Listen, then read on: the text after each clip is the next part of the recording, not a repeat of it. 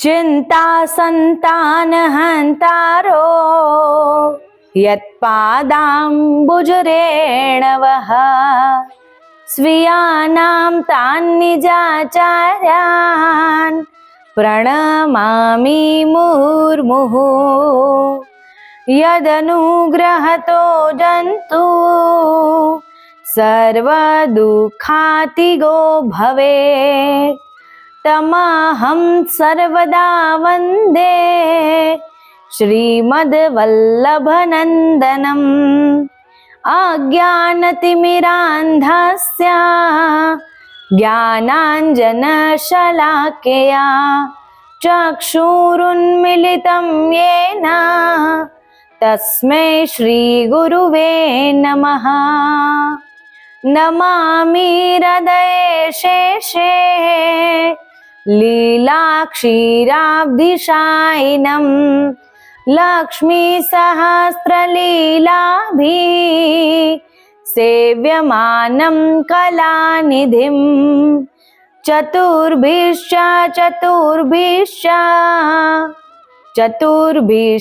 त्रिभिस्तथा षड्भिर्विराजते योऽसौ पञ्चधा हृदये मम नमो गोभ्य श्रीमतीभ्य सौरभेभ्य एव च नमो ब्रह्मसुताभ्यश्च पवित्राभ्यो नमो नमः। यया सर्वमिदं व्याप्तं जगत्स्थावरजङ्गमम् तां धेनु शिरसा वन्दे भूतभव्यस्य मातरम्। सर्वदेवमयी सर्वतीर्थमयी सर्वलोकहितेशिणी सर्वपापनाशिनी सर्व ऋषिमयी मुक्तिदायिनी गौमाता की जय। श्री गिरिराज धरण की जय। श्री कामधेनु मात की जय। अपने अपने गुरुदेव की जय।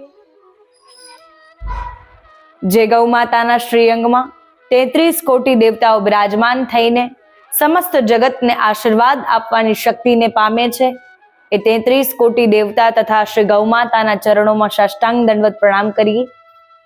જે નંદી બાબાના શ્રી ચરણોમાં 68 કોટી તીર્થ સદૈવ બિરાજમાન છે તે નંદી બાબાના શ્રી ચરણોમાં પણ પ્રણામ કરીએ। આજે મોહિની એકાદશીનો શુભ અવસર છે અને આ મોહિની એકાદશીની વ્રત કથા આપણને પદ્મ પુરાણમાં પ્રાપ્ત થાય છે। મોહિની એકાદશી અર્થાત ભગવાન વિષ્ણુને પ્રસન્ન કરવા વાળી એકાદશી। આ એકાદશી પર यदि આપણે ભગવાન વિષ્ણુને પ્રસન્ન કરવા માટે કોઈ શુભ કાર્ય કરીએ છીએ, કોઈ સેવા કરીએ છીએ, કોઈ પુણ્યકારી કાર્યો કરીએ છીએ ત્યારે ભગવાનની અસીમ કૃપા આપણા પર બની જાય છે અને આપણને બહુ આનંદની પ્રાપ્તિ પણ થાય છે। કેમ કે આપણો જ્યારે ભાવ ભગવાન તરફ વધે છે, આપણા ભાવમાં જ્યારે વૃદ્ધિ થાય છે, આપણા ભક્તિ ભાવમાં જ્યારે વૃદ્ધિ થાય છે ત્યારે ભગવાન આપણા ભાવને અંગીકાર કરે છે। જ્યારે ભગવાન પ્રત્યેની આસક્તિ પ્રગટ થાય છે ત્યારે ભગવાન આપણા ભાવને અંગીકાર કરે છે। તો એટલા માટે આજે મોહિની એકાદશીની વ્રત કથા આપણને પદ્મ પુરાણમાં પ્રાપ્ત થાય છે કે એક સમયે ભદ્રાવતી નામક નગરમાં દ્યુતિમાન નામક રાજા નિવાસ કરતા હતા। એમના 5 પુત્રો થયા।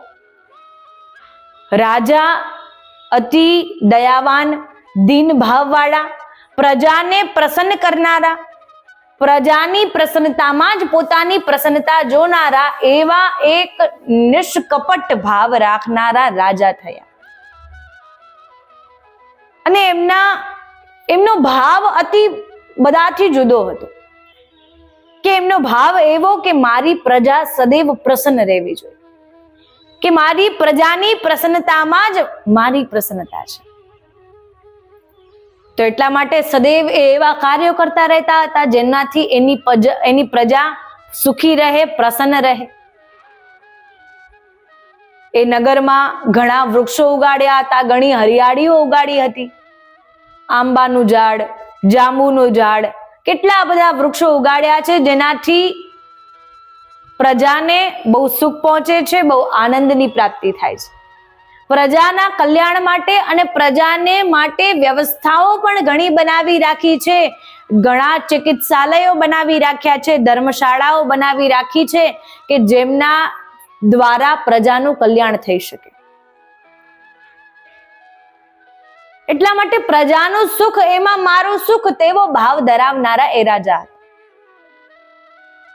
રાજાનો એવો સુંદર ભાવ હતો. પરંતુ રાજાનો જે પાંચમો પુત્ર છે દુષ્ટ બુદ્ધિ, જેનું નામ છે યથા નામ તથા ગુણ, કે જેવા નામ એનું હતું એવું જ એના ગુણ હતા.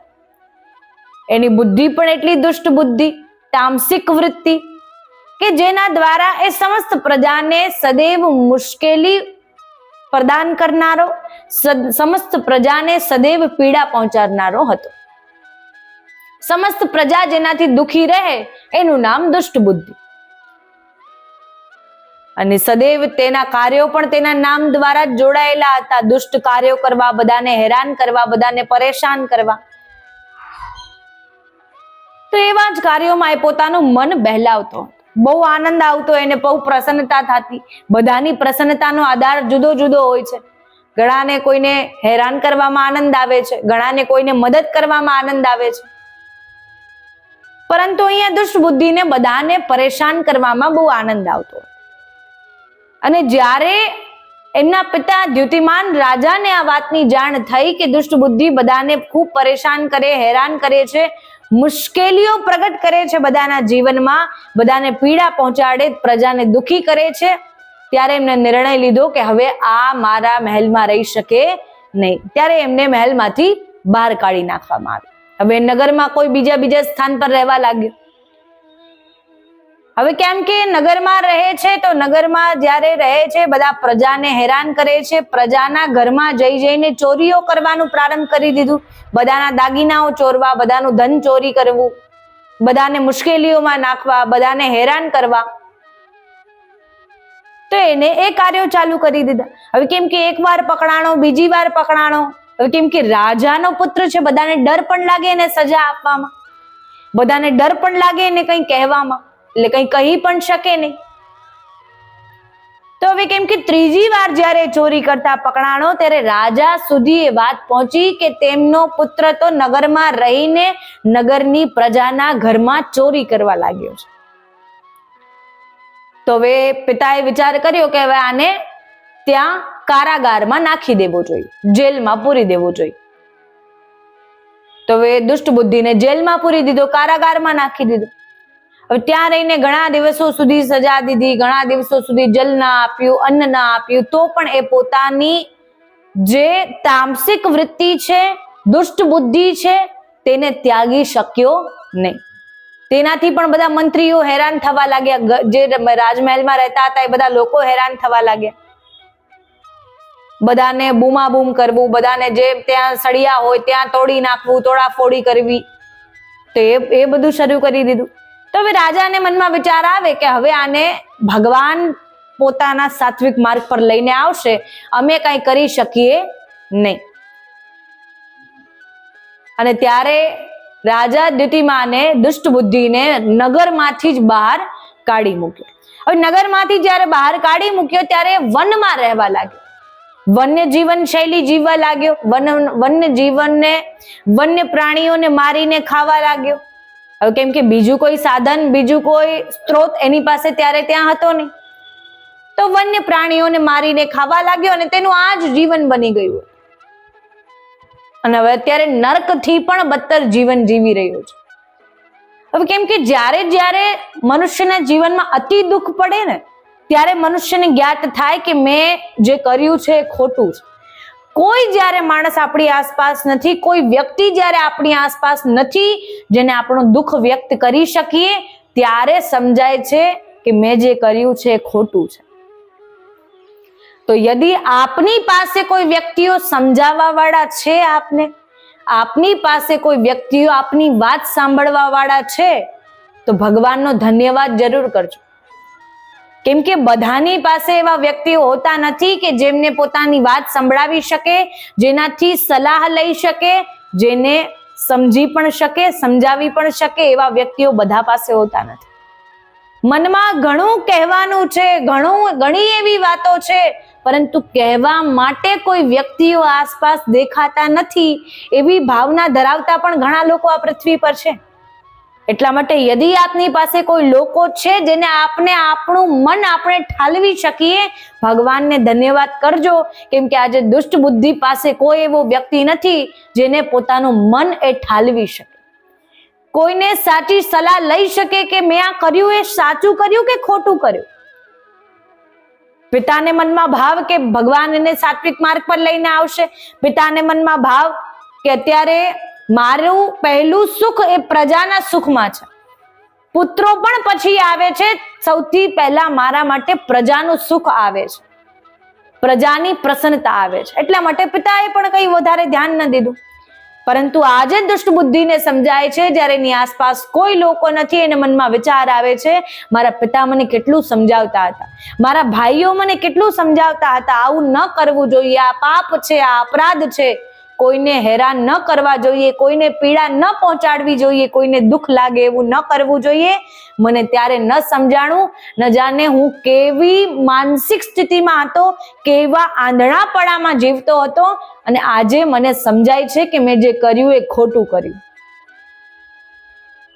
કેમ કે જ્યારે આપણી બુદ્ધિ દુષ્ટ બુદ્ધિમાં પરિવર્તિત થઈ જાય છે, આપણે શું કાર્ય કરી રહ્યા છીએ, એ કાર્યનું પરિણામ શું આવશે, આપણા પરિવારજનો, આપણા માતા પિતા, ભાઈ બહેન આપણને સમજાવવાનો પ્રયાસ કરી રહ્યા છે, તો પણ આપણે સમજવાની બુદ્ધિ ક્ષમતા ધરાવતા નથી.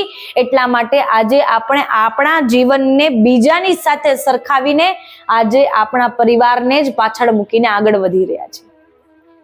આપણી પ્રસન્નતા પહેલા જોઈએ છીએ. મારું મન કહે એમ હું કરું, હું કહું એ જ થવું જોઈએ, મારી ઈચ્છા થાય એમ કરું. તો એનો અર્થ એ નથી કે આપ સ્વતંત્ર બની ગયા, એનો અર્થ છે કે આપ પોતાના મનના જ ગુલામ બની ગયા છો. હું જ કરી લઉં, મારા જ મનનું થવું જોઈએ, મારી જ ઈચ્છા મુજબ થવું જોઈએ. અર્થાત આપની ઇન્દ્રિયો નિયંત્રણમાં નથી કે આપ ભગવાને આપેલી પરિસ્થિતિઓ પર ચાલી શકો, પોતાના આસપાસ ક્રિએટ થયેલી પરિસ્થિતિ પણ ચાલી શકો, કે આપને એ બધું જ પોતાની પરિસ્થિતિઓ અનુસાર પરિવર્તિત કરવું છે, કે આપની બુદ્ધિનો સ્તર એટલો જ છે.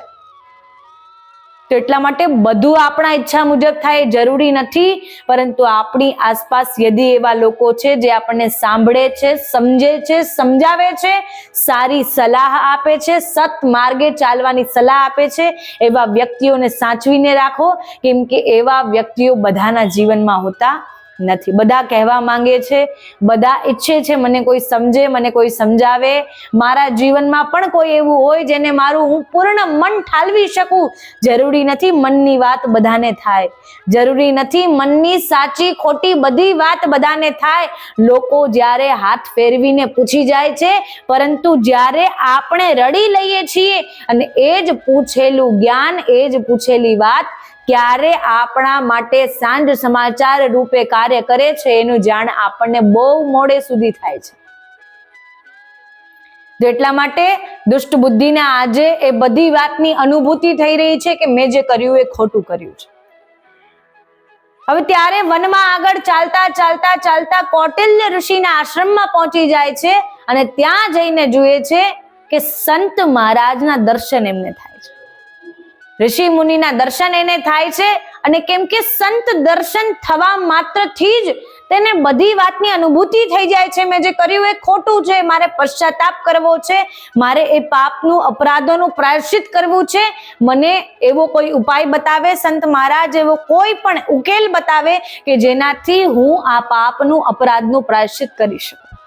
આજ સુધી જેટલા પાપ કર્યા, અપરાધ કર્યા, લોકોને પીડા પહોંચાડી, દુઃખ પહોંચાડ્યું, એ બધી ઘટનાઓ દુષ્ટ બુદ્ધિએ ઋષિ મુનિને કહી સંભળાવી. અને ત્યારે ઋષિ મુનિએ એક ઉપાય બતાવતા કહ્યું કે આવનારી જે મોહિની એકાદશી છે એ એકાદશીનું વ્રત ધારણ કરો, અને એ એકાદશીનું વ્રત ધારણ કરતા કરતા ભગવાન વિષ્ણુની પૂજા આરાધના કરો, જેનાથી આપને એ બધા પાપોનું પ્રાયશ્ચિત થશે, બધા પાપોનો નાશ થશે, અપરાધોનું પ્રાયશ્ચિત થશે, અને આપને જેટલું પણ પશ્ચાતાપનો, અપરાધ બોધનો આપના મનમાં વિચારધારા ચાલી રહી છે એ બધી વિચારધારાઓ દૂર થશે, અપરાધ બોધ દૂર થશે.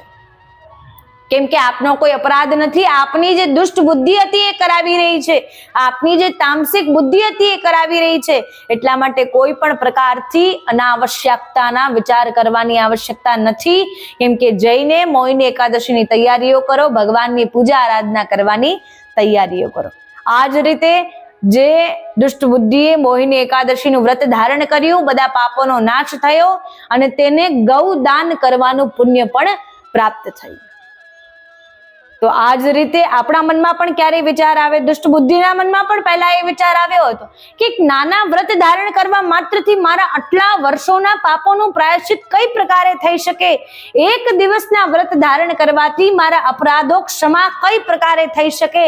પરંતુ જો મનમાં ભાવ છે, જો મનમાં શ્રદ્ધા છે, તો બધું થઈ શકે છે. ઘણીવાર આપણે આપણા મનમાં વિચાર કરીએ કે સામે જ્યારે આપણે કોઈ સેવા કરી રહ્યા છીએ, સંતની સેવા કરી રહ્યા છીએ, ગૌમાતાની સેવા કરી રહ્યા છીએ, ભગવાનની સેવા કરી રહ્યા છીએ, ઘણીવાર એવી કસોટીઓ આવે, ઘણીવાર એવી પરીક્ષાઓ થાય કે ભગવાન આપણો ટેસ્ટ લેતા હોય, આપણી પરીક્ષા કરતા હોય કે આ સેવા ખરેખર ભાવ સાથે કરી રહ્યો છે કે માત્ર લોકોને દેખાડી રહ્યો છે.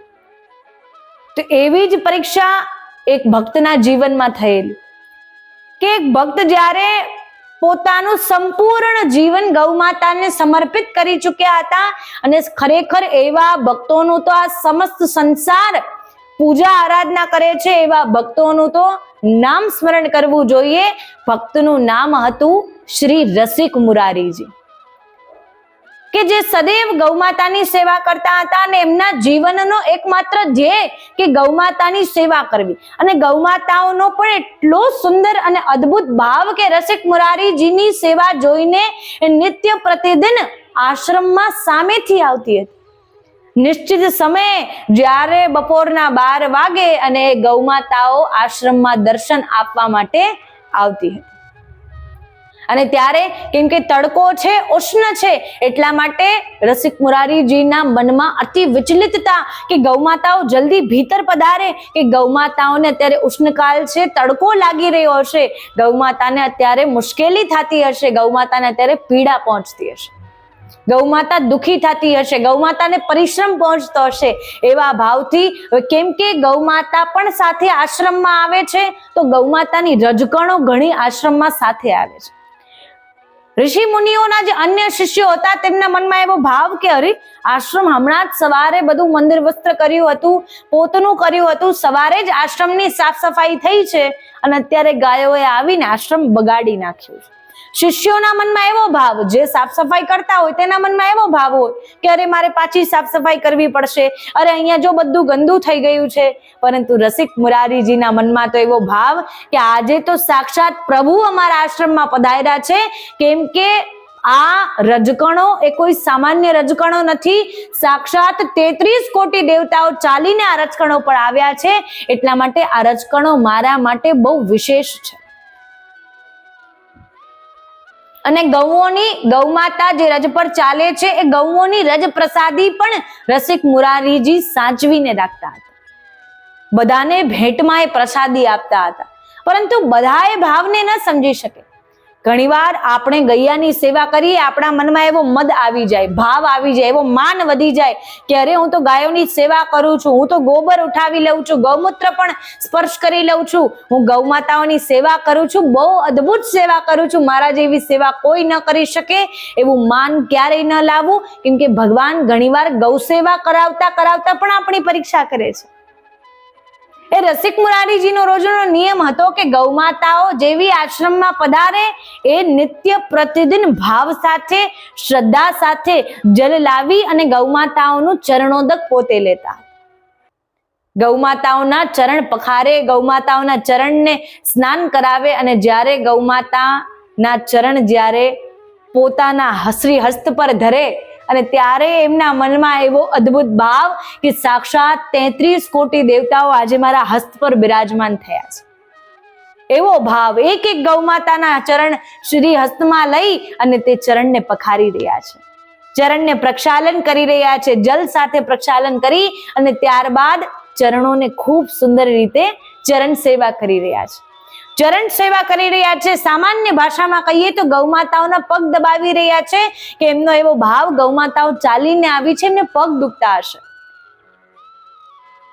અને ઘણીવાર એવું થાય, અન્ય શિષ્યો પણ એમને જોઈને ક્યારેય ગૌમાતાની સેવા કરતા તો ઘણીવાર ગૌમાતાઓના ચરણોમાં ગોબર લાગેલું હોય, ગૈયાઓના ચરણોમાં ગૌમૂત્ર લાગેલું હોય, ગોબર લાગેલું હોય. ઘણીવાર તો એટલી દુર્ગંધ પણ આવતી હોય લોકોને કે એ અન્ય લોકો તો એને દુર્ગંધ સમજે છે, પરંતુ જે પરમ ગૌભક્ત છે એને તો ગોબરની દુર્ગંધ પણ સુગંધ લાગે છે, કેમ કે દુર્ગંધ છે જ નહીં. જે ગોબર સાથે સાક્ષાત ભગવાન શ્રી કૃષ્ણએ લીલાઓ કરી છે એ ગોબર કોઈ ગૌભક્ત માટે, પ્રભુ ભક્ત માટે દુર્ગંધ હોઈ શકે ખરી? ગોબર સાથેની તો ભગવાનની અનેક લીલાઓ છે. ગોબર સાથે તો ભગવાને વેપાર પણ કરેલો છે.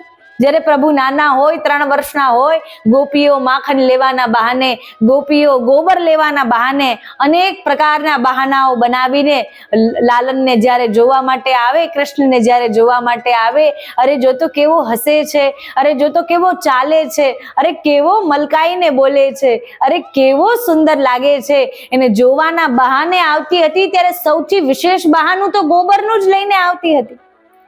તો ગોબર ક્યારેય દુર્ગંધકારી ન હોઈ શકે. એટલા માટે જ્યારે ગોપીઓ આવતી ત્યારે ગોબર લઈને જતી. કૃષ્ણ એમને રોકતા, અરે ગોબર કોના માટે લઈ જઈ રહી છે? અરે આજે ઘણા મહેમાન આવવાના છે એટલા માટે ગોબરનો ચોખા કરવો છે, ઘણા લોકો આવવાના છે, આજે ઘણું ગોબર જોઈશે, પણ એમને હું આપને ગોબર લઈ જવા નહીં દઉં. કૃષ્ણ પણ બહુ મોટા વેપારી મગજથી વિચાર કરીને કહે. હવે નાના બાળક છે, 3-3.5 વર્ષના કદાચ હશે, અને ત્યારે મનમાં વિચાર કરે કે હું ગોબર તો એમને લઈ જવા નહીં દઉં. અચ્છા, 1 તસલા ગોબર લઈને જશો તો 1 કટોરી માખણ આપવું પડશે. એમનો એવો ભાવ. તો હવે વિચાર કરે કે કેટલી કટોરી માખણ થઈ, કઈ રીતે ગણીશું? અરે ગોપી, તું જેટલી વાર ગોબર લઈને જાય છે એટલી વાર ગોબરનો ટીકા કરીને જા મારા મુખ પર, કે જેનાથી મને ખબર પડે કે અચ્છા આટલી કટોરી માખણ થયું છે. પ્રભુને ગોબર સાથે પણ કેટલો પ્રેમ હતો, કેમ કે એમને જાણ છે કે ગોબર અતિ ગુણકારી અને ગોબર પણ સાક્ષાત વરદાન છે. ગોબર અર્થાત ગૌમાતાનો સાક્ષાત વરદાન છે. ગૌમાતા પણ અતિ પ્યારી જેને હોય, જેને અતિ પ્રેમ છે, એ માની લઈએ એક ઉદાહરણ સાથે કે કોઈ લૌકિકમાં આપણને કોઈ વ્યક્તિ સાથે પ્રેમ હોય. હવે એ વ્યક્તિ સાથે આપણને પ્રેમ છે, એની બધી આદતો સાથે પ્રેમ થઈ જશે, કેમ કે આપણને એની સાથે પ્રેમ છે. આપણને એના ક્રોધ સાથે પ્રેમ થઈ જશે, આપણને એના રૂપ સાથે પ્રેમ થઈ જશે, જે પ્રકારે વસ્ત્રો પહેરે છે એની સાથે પ્રેમ થઈ જશે, અરે કેવું સુંદર બોલે છે મને એની સાથે પ્રેમ થઈ જશે, અરે એક વાર એનું મુખ જોઈ લો એની સાથે મને એટલો પ્રેમ છે. તો પ્રેમનો અર્થ જ એ છે કે સામે વાળાથી આપણને જેટલો પ્રેમ છે એની બધી આદતોથી આપણને પ્રેમ છે, એની બધી વસ્તુઓથી આપણને પ્રેમ છે, એને જેનાથી પ્રેમ છે એનાથી પણ આપણને પ્રેમ છે. એનું નામ નિસ્વાર્થ પ્રેમ છે. તો કૃષ્ણને પણ ગૈયાઓ સાથે એટલો પ્રેમ હતો, ગૌમાતાઓ સાથે એટલો પ્રેમ છે કે ગૌમાતાના ગોબરથી પણ એટલો પ્રેમ છે.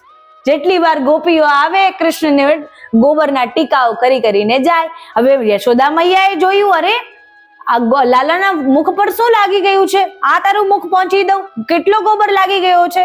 ગૈયાઓ સાથે આખો દિવસ ખેલતો રહે છે. અરે ના મૈયા ના, તારી ચુનરીથી અત્યારે મારું મુખ પહોંચવું નથી, અત્યારે સાડીથી મુખ ન પહોંચતી, કેમ કે આ મોટો હિસાબ છે જે વિખાઈ જશે. આ કૃષ્ણ ભગવાનની વાર્તાલાપ છે. આ એમનો સંવાદ છે મૈયા સાથે. એવા તો અનેક નાના મોટા સંવાદ આપણને પ્રાપ્ત થાય છે. આ તો એક ઉદાહરણ છે કે કૃષ્ણને ગૌ માતાના ગોબર સાથે પણ એટલો પ્રેમ છે, એટલા માટે એમના ભક્તને પણ ગોબર સાથે એટલો પ્રેમ છે. રસિક મુરારીજી જ્યારે ગૌ માતાનું ચરણ પ્રક્ષાલન કરતા હતા, એમને ગોબર સાથે પણ એટલો પ્રેમ કે ગોબરને પણ બહુ સુંદર હાથથી સહેલાવીને ચરણોમાંથી કાઢતા હતા. અને ચરણ સેવા કર્યા બાદ ગૌ માતાઓને ભોજન કરાવે અને ગૌચારણ કરવા પણ પોતે જતા હતા. અને જ્યારે ગોધૂલી વેલાનો સમય થાય, ગૈયાઓને લઈને ફરી પુનઃ આશ્રમમાં આવે અને ત્યારે ગૌ માતાઓનો વિશ્રામની વ્યવસ્થા પણ પોતે કરતા હતા. નિત્ય નિયમ. અને ખરેખર ગૌ માતાની સેવા કરો, ગૌ માતાની સેવા કરવી જોઈએ. આપણે જેટલું બોલીએ છીએ એટલું સહેલું નથી. ગૌ માતા વિશેની એક એક નાનીથી નાની બાબતોનું ધ્યાન આપણને હોવું જોઈએ, જે રસિક મુરારીજી જાણતા હતા. અને જ્યારે એક દિવસ ગૌચારણ કરતા હતા, ગૌચારણ કરતા કરતા એમને ભગવાન શ્રી કૃષ્ણના પણ દર્શન થયા કે ગુંગરાલા કેશમાં પીળું પીતાંબર ધારણ કર્યું છે અને વનમાં ભગવાન શ્રી કૃષ્ણ પોતે પણ ગૌચારણ કરવા માટે આવેલા છે, ગૈયાઓ ચરાવતા આવી રહ્યા છે. અને એમના દર્શન કરીને રસિક મુરારીજીનો તો જાણે જીવન ધન્ય થઈ ગયું. ત્યાં ને ત્યાં મૂર્છિત થયા. ગૌ માતા એક ત્યાં એમની પાસે જાય છે, રસિક મુરારીજીને જીવ હાથથી ચાટે છે. ગૌ માતા પોતાની જીભાથી રસિક મુરારીજીને ચાટવા લાગે છે, જાણે એમ કહી રહી હોય કે અરે ઓ સંતજી, અરે સંત મહારાજજી, આપ ત્યાંથી ઠાડા થાવ, કે આ ભગવાન સાક્ષાત તમને દર્શન આપવા માટે આવ્યા છે, આપ ઠાડા થઈ જાઓ. અને ત્યાં ને ત્યાં મૂર્છિત થયા છે. અને 1 કલાક બાદ 2 કલાક બાદ જ્યારે મૂર્છા અવસ્થામાંથી બહાર આવે છે, ત્યારે એમને ભગવાનના દર્શનની પ્રતીતિ થાય છે. અને ભગવાનના દર્શન પર પ્રીતિ થવા માત્રથી તેમને ભગવત પ્રાપ્તિ થઈ જાય છે. સદૈવને માટે એ પોતાનું જીવન ગૌ માતાઓને સમર્પિત કરી દે છે અને ગૌ માતાની સેવામાં જ પોતાનું જીવન સમર્પિત કરી દે છે. તો એટલા માટે જે પ્રકારે રસિક મુરારીજીને ગૌ માતાની સેવા કરીને સાક્ષાત ભગવત પ્રાપ્તિ થઈ ગઈ છે, આપણે પણ ગૌ માતાની સેવા કરીએ, ચરણ સેવા કરીએ. ગૌ માતાને અતિ આનંદ પહોંચે, અતિ પ્રસન્નતા થાય, અતિ પરમ આનંદની પ્રાપ્તિ થાય એવી ગૌ માતાની સેવા કરીએ, જેનાથી ગૌ માતા આપના સૌનું કલ્યાણ કરશે અને આપણને સાક્ષાત ભગવત પ્રાપ્તિ સુધી પહોંચાડી દેશે. તો આ જ રીતે ગૌ માતાની આપણે સેવા કરતા રહીએ. ગૌ માતાની સેવા માટે અન્ય ભક્તોને પણ પ્રેરિત કરીએ. ગૌ માતાની કથા જે કોઈ પણ ગૌ ભક્ત શ્રવણ કરે છે, શ્રવણ કરાવે છે, એ પોતાના જીવનમાં અઢળક સુખની પ્રાપ્તિ કરે છે, અધિક સહસ્ત્ર ગણા પુણ્યોની પ્રાપ્તિ થાય છે. ગૌ માતાની સેવા આપણે કરતા રહીએ. ગૌ માતા અવશ્ય આપનું કલ્યાણ કરશે. જય શ્રી કૃષ્ણ, જય ગિરિરાજ.